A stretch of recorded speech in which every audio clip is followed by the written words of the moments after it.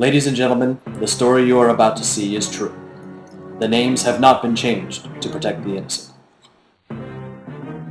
This is our setting. The University of Pittsburgh. See? It even says so right there. Latitude 40 degrees. Longitude minus 80 degrees. 6 students are given an assignment the likes of which have never been seen. Find out about Eugene Garfield and tell you, the audience, everything they can about his top secret science citation index. They are given this, and nothing else. They knew it wouldn't be easy. They were searching for the figurative needle in a haystack. They began a detailed search for clues.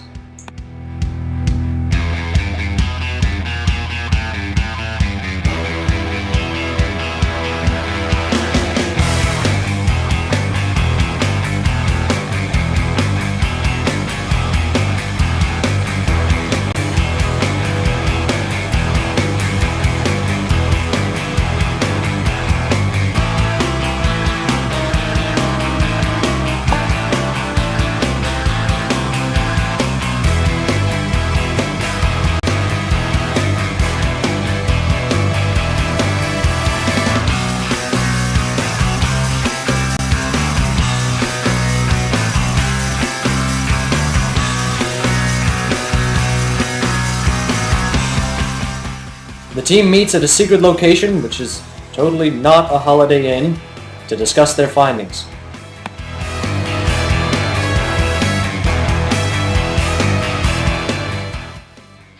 At the age of 32, Eugene Garfield published an article in the journal Science, Citation Indexes for Science, a New Dimension in Documentation through Association of Ideas, in 1955.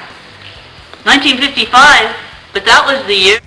In the context of the Cold War, that Garfield developed his ideas for a bibliographic system that would provide a complete listing for the publications covered of all the original articles that had referred to the article in question. Fascinating, but what does it mean? Can you see? It's all right here. Garfield obtained a PhD in structural linguistics at the University of Pennsylvania in 1961 and produced the prototype Genetic Citation Index in 1962. The first quarterly editions of the Science Citation Index were published in 1964. By 1969, the U.S. put a man on the moon, and Garfield's Institute for Scientific Information was an established business in Philadelphia.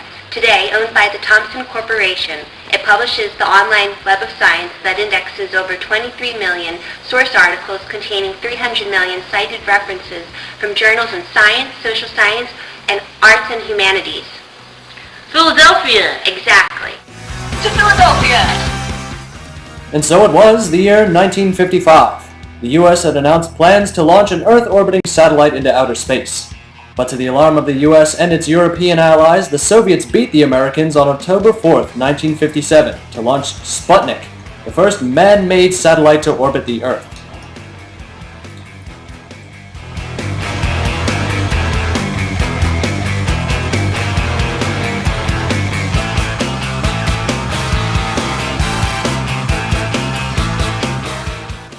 The team finds themselves in the city of Philadelphia, located in southeastern Pennsylvania.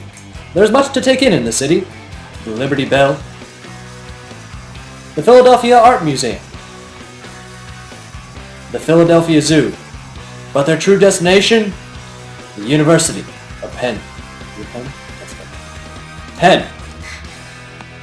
Lucky for the intrepid team, the plucky Deborah had an ace up her sleeve, a longtime associate of Dr. Garfield who wanted to help the team with their assignment. A few minutes after 9 p.m. on June 4th, 2009, the group contacts their target and conducts the interview. You published the article Citation Indexes for Science, a New Dimension in Documentation through Association of Ideas, and it's considered revolutionary. Did you foresee the current technology that would allow it to become a reality? It did become reality. I guess I was well aware of the possibilities of the computer. While I certainly couldn't foresee the precise dimensions of the citation networks is one thing, what form they take is another. Punch cards and computers, we had computers, they would make that were 16K. Now they are in gigabytes and whatnot. I see. Do you do your own programming, or are you the idea and organization person? No, I don't do my own programming. I guess you could say yes. I guess at this point you have people to do that, right? All right, next question. What first drew you and continues to keep your attention about library sciences as a profession? I guess I always wanted to be in information. This HisSite software has been keeping my attention, publishing articles and news all the time. How would you describe your work's impact on the field to a layperson without formal training in the area? It's pretty late in my life to be talking about that, but I keep up with what people are doing. I tell them they want to know what I did. The work I did back then, they didn't call them search engines, but that's what we were designing. And furthermore, there's a direct link between that and what Google is. So I tell people I design search engines exactly like Google. Interesting.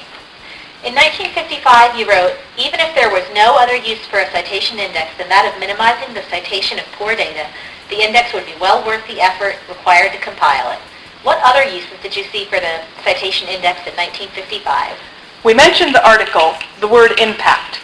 It was implied that it might be used in historical research and impact it might have. I see. It took 40 years to develop into the web of science. Were any of the results unexpected? Or do any of the outcomes exceed your expectations? Now that technology has caught up with your vision, do you see advancements for the future? Not really, because before, with the Web of Science, we had the Science Citation Index on CD-ROM. On CD-ROM, you could do a lot of what you can do now. It's just now a lot more convenient for people. And a lot of people still don't know how to do bibliographic coupling, related coupling. I see. Well, thank you very much for your time. Thank you. The team also uncovers the secrets of the Science Citation Index. Following is a brief demonstration on how to use the Science Citation Index, which from here on in is going to be called by its acronym, the SCI.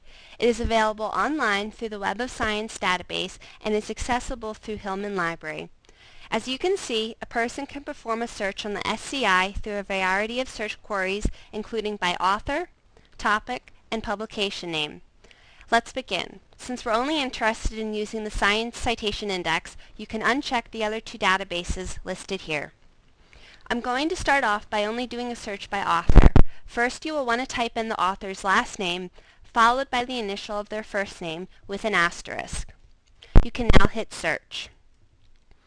A total of 172 results came back for articles written by Eugene Garfield.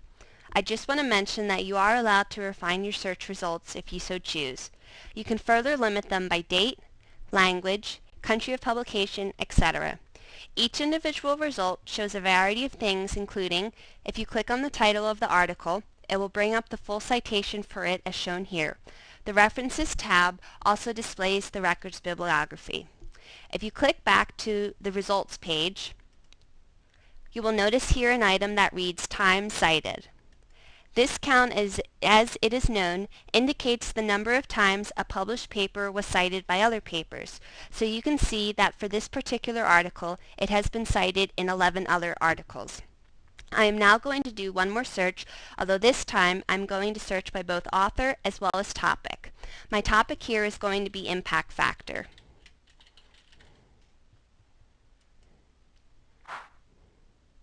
I just want to make mention that on each individual result, a link is provided for more information on the article's availability at PIT, or in some cases, the full text of the article may be accessible right through the Web of Knowledge database.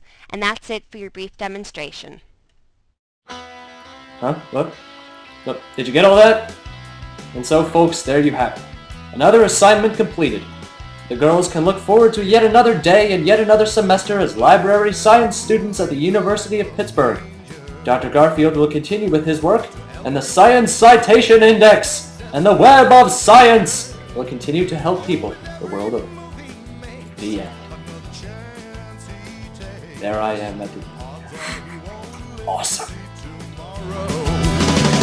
Secret